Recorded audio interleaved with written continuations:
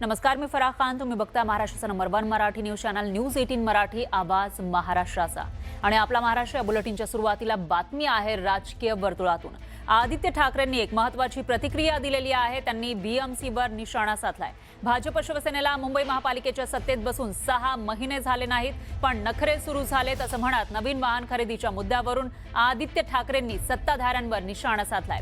आता भाजपच्या महापौर आणि उपमहापौर स्थायी समिती अध्यक्ष नवीन वाहनं आणि बंगले मागतायत. गेल्या 4 वर्षात महापालिकेची तिजोरी रिकामी केली असं सुद्धा आदित्य ठाकरे म्हणाले.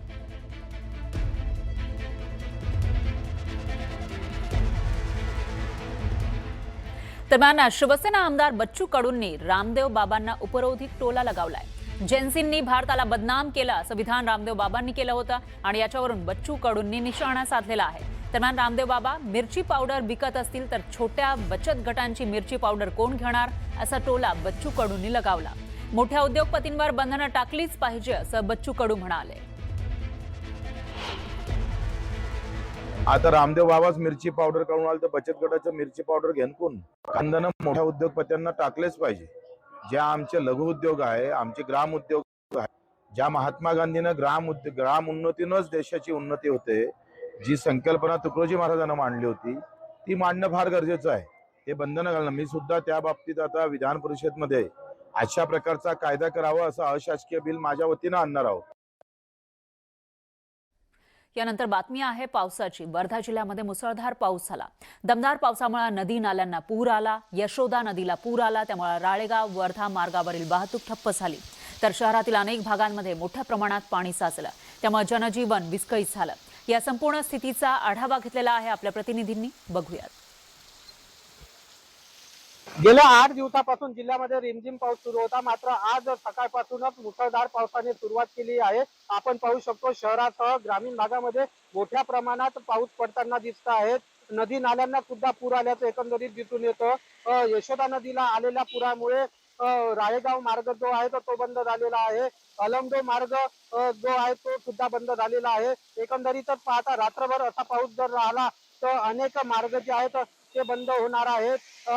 वर्धा जिल्ह्यामध्ये आज देण्यात आलेला आहे, त्यामुळे पाऊस जो आहे तो रात्रभर वाढण्याची शक्यता नाकारता येत नाही. एकंदरीतच पाहता मोठ्या प्रमाणात पाऊस सुरू असल्यामुळे जनजीवनावर सुद्धा त्याचा परिणाम झाल्याचं दिसून येतो.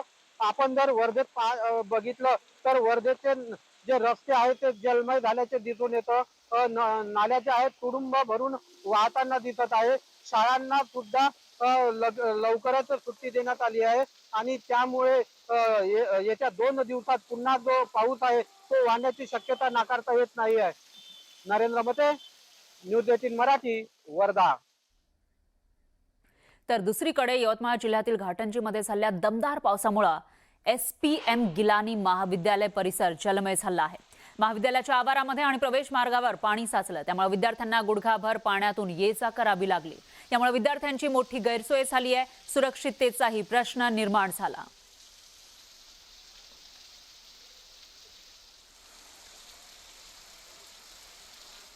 यानंतर बातमी आहे पंढरपुरातून. नुकत्याच झालेल्या पंढरपूरच्या आषाढी वारीमध्ये विठ्ठल मंदिराला तब्बल 8,92,00,000 रुपयांचं दान आलंय. यामध्ये विठ्ठलासह देवतांच्या चरणाजवळ 71,44,000 तर देणगी पावती रूपानं 29,39,000 रुपये दान आलेले आहेत. आणि आषाढी यात्रा कालावधीमध्ये 96,72,000 रुपयांचे सोन्या चांदीचे वस्तू विठ्ठल चरणी दान आल्यात. मंदिराच्या इतर विविध योजनांमधून बाकी दान आलेलं आहे.